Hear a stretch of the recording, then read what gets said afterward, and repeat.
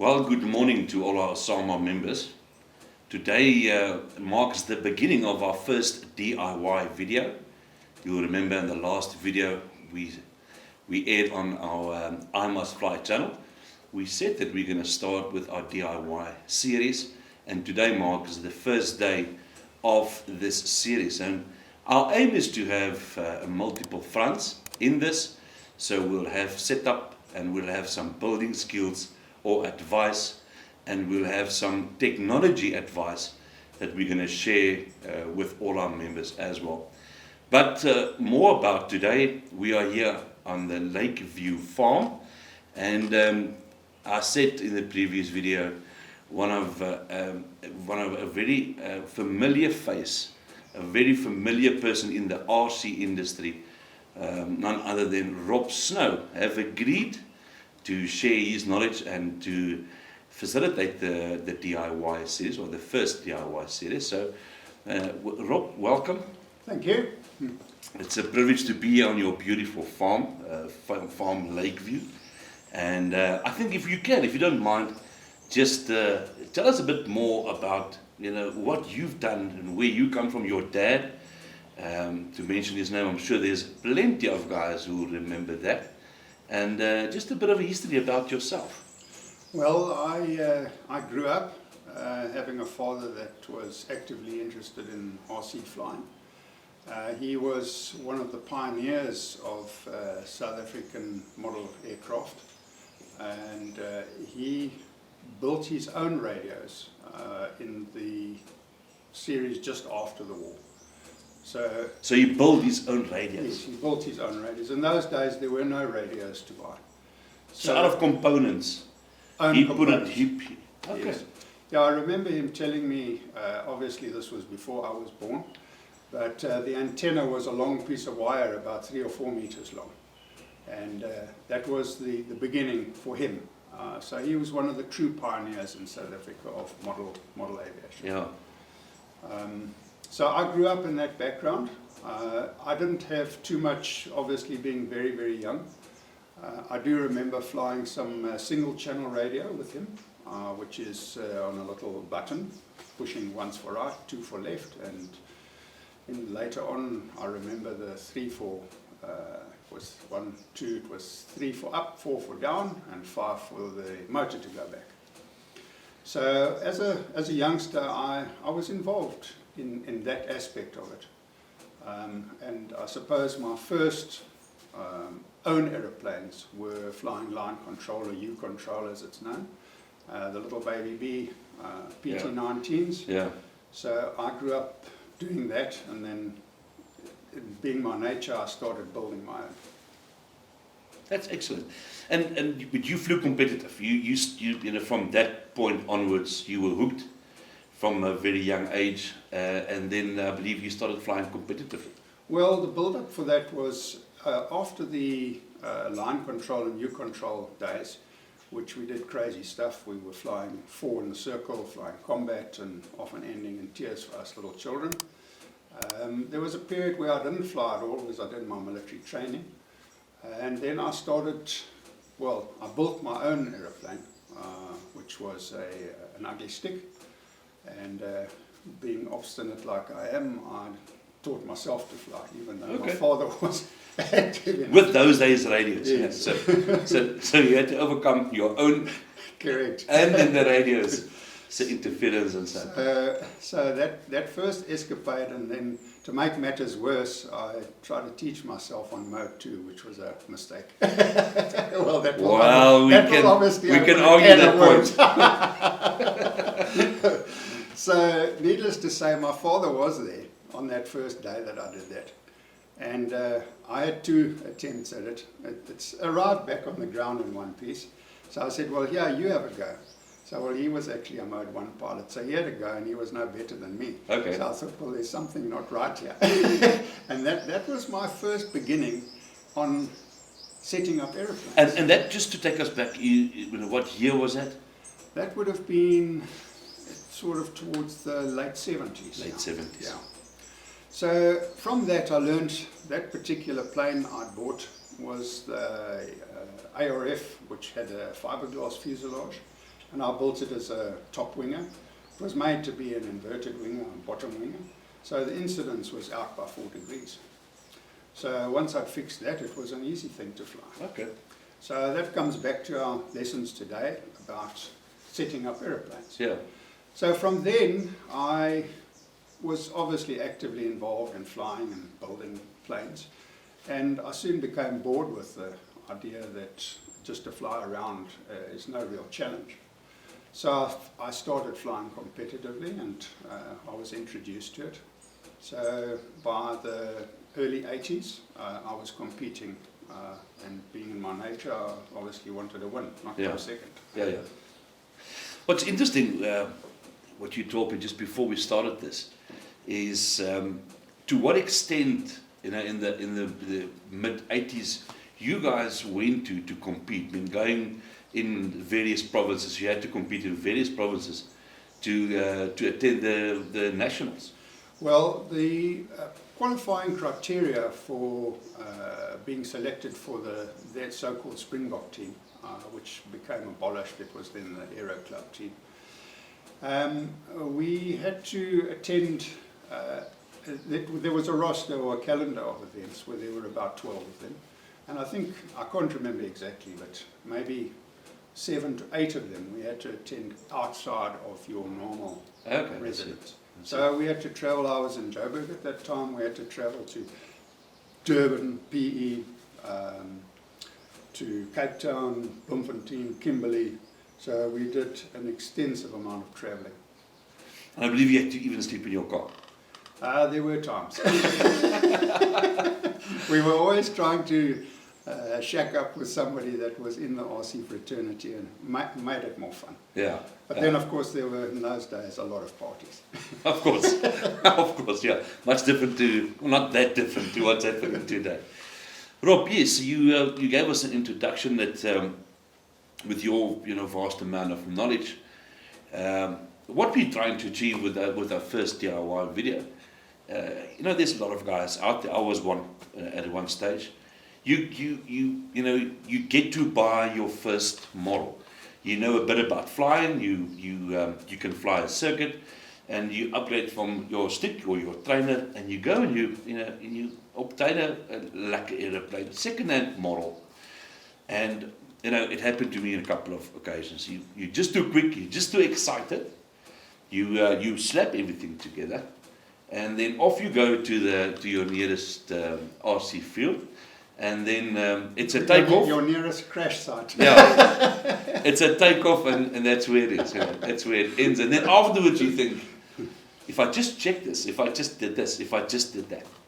So today, for our members, we would really like for you to share that, just that from your motor downwards, what is important to check, what is important just to go through. If you can help us with that, I'm sure that will be a lot of help for everybody out there. Okay, Rob. So, like I said, we've got a guy. He can fly a circuit. He upgraded from a stick. He bought himself an extra. What is the main points that we can share with that person what he needs to check before he goes out and flies it? All right. So if we start from the heart of the system, which is basically your receiver. The errors that I've seen people make typically is they don't match the battery size to what the servos can do. So very often you see them running life batteries with no regulator and then overpowering the servos. And maybe the more expensive servos will tolerate a bit of that, but the cheaper end servos are definitely going to start jittering and then wind up with a failure. Oh, so that's that jittering that you get. Correct. When you switch it on. Correct. So it's over voltage. Correct. Okay. So after you've charged your battery, the voltage is sitting well over 7 volts, and your servos are only capable of 6 volts. Okay. So how do you check it? How do you know whether you've got the higher end servo or the lower end? Well, the servo on the little leaflet that comes with it, and you can also look on the internet, there are many places where you can go and check it. Okay, so But you can actually go. yes, So you yeah. would say, just quickly have a look at that before Yes. you continue, so that you know what you're dealing with. Yeah. Okay. So my philosophy is to stick within the parameters of what the manufacturers have requested. Of course. And that way you won't stress the stuff out, and it's highly unlikely that it will fail. So if we look at this model, I've got a receiver in here, Yeah.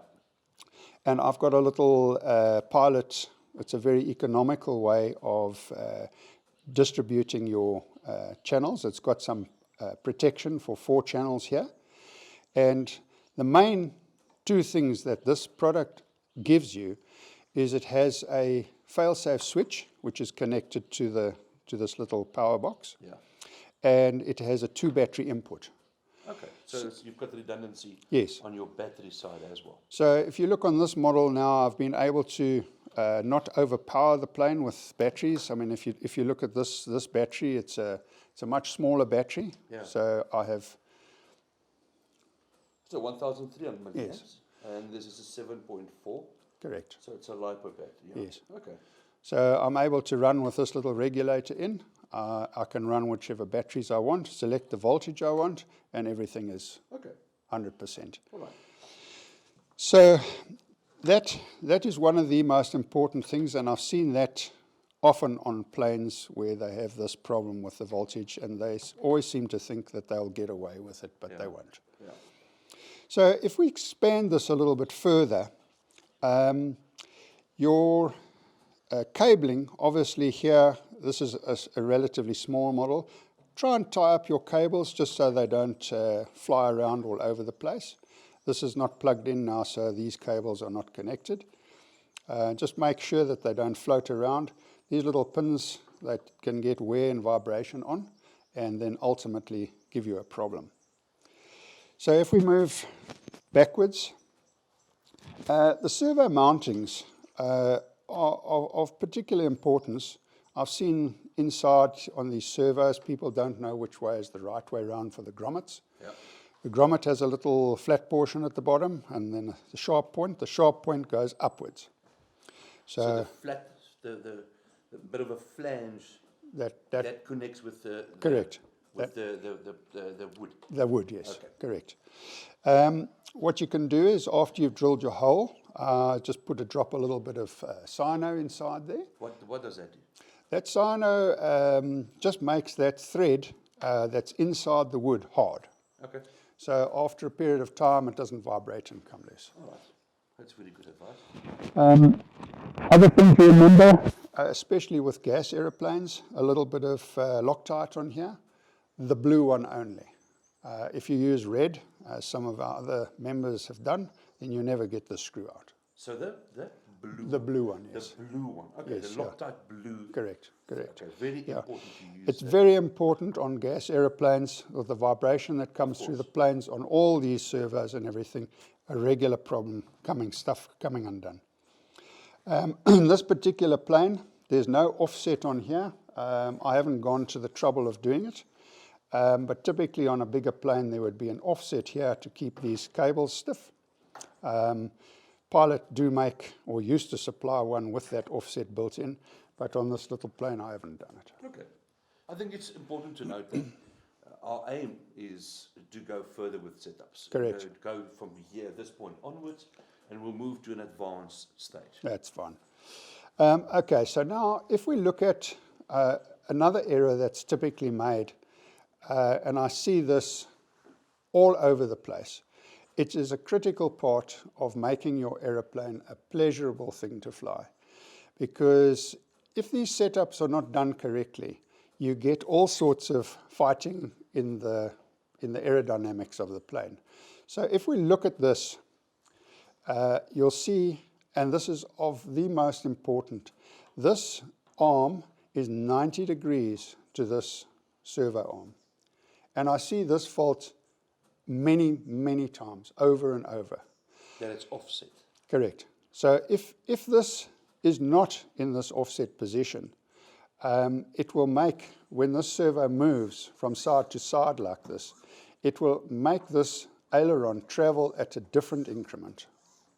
So if it's exactly in the middle, the geometry will be correct. So let's say my plane is off. So it's like, let's say off by this, and my aileron Is level. Is level. Okay. What's going to happen in there? Typically, what can I expect? Well, this would now be your level aileron. As you can see, let's exaggerate it a little bit. Because my father was always, the one tip that he said to me, always exaggerate the problem to get an answer and the solution. So if we take this, let's say this mechanically was sitting like this. If we move this from there to there, we only have 1/8 of an inch throw. And then it's going to be maxed out here. So it's only going to sit around about here.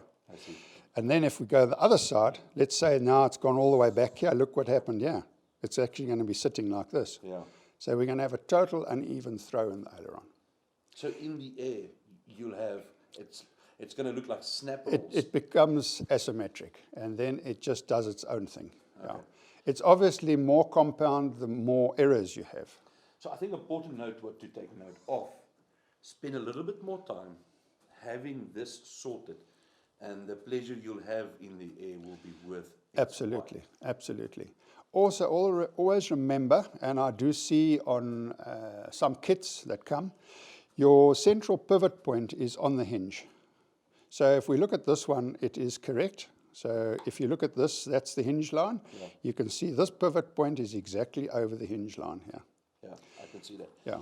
And again, I think, and please the guys must leave comments to tell us what else we can show them. But typically these, in our next DIY videos, I would like to pay more attention to the finer elements. Having this, for the example, somebody is building his own plane. Why this is important to take into consideration. And if you want your plane to fly the way it's been designed to. Okay, so let's move on a little bit. So this would typically apply to all the flying surfaces, rudder, tail, wherever, throttle as well. 90 degrees? Correct. 25, okay. Probably the most important thing. Ailerons. Right. If we go on, if we look in this plane, it's hard to see inside here, but I see many people not flying with engine kill switch, an optical kill switch. It's an absolute must. It has saved my aeroplane a number of times, and it can save somebody's life maybe at some stage. And it's not expensive. It's very, very inexpensive. Yeah. Yeah. So for a plane like this, you spend 3,000-4,000 rand just on it. This For device, $300. it's $300. Yeah. You put it in, and just for the guys maybe that don't know, a kill switch connects to your receiver. Correct. So by a flick of a switch, you cut your motor. Correct. So if your servo on your motor got stuck on high RPM, or it fell off, or something is going wrong with the engine unit, you've got the ability to switch it off. Correct. And then come in for your landing. Correct. Okay, so that's a very important point. Yeah, so that one is also, it gives you a nice visual reference because it has a little light on the side here. I think it's on this side here. The little light is on here. So when you flick the ignition on, you know that there's power. I've seen many people at the clubs battling. They don't know whether the power is on or off. This is a telltale sign that tells you the power is on for the ignition. Very good. Yeah. So if we look then further, the tank issues, the tank sliding around, I put 2 little bits of Velcro under the tank and a nice securing strap as a safety. Make sure that your fuel lines, if you've bought a second-hand aeroplane, might be good practice to renew the lines. I've seen a number of failures on fuel lines that are old. For the few bob that it takes to replace the lines, I think it would be a well worth investment. I think the other point just to mention, the correct lines. The fuel for your gas and then for nitro is different. So Yes, there's a difference. that is correct. Yeah, so the yellow one typically, it's a Tygon fuel line. There are different, there's the cheapies and then the more reputable brands. Just see that they are correct. Absolutely.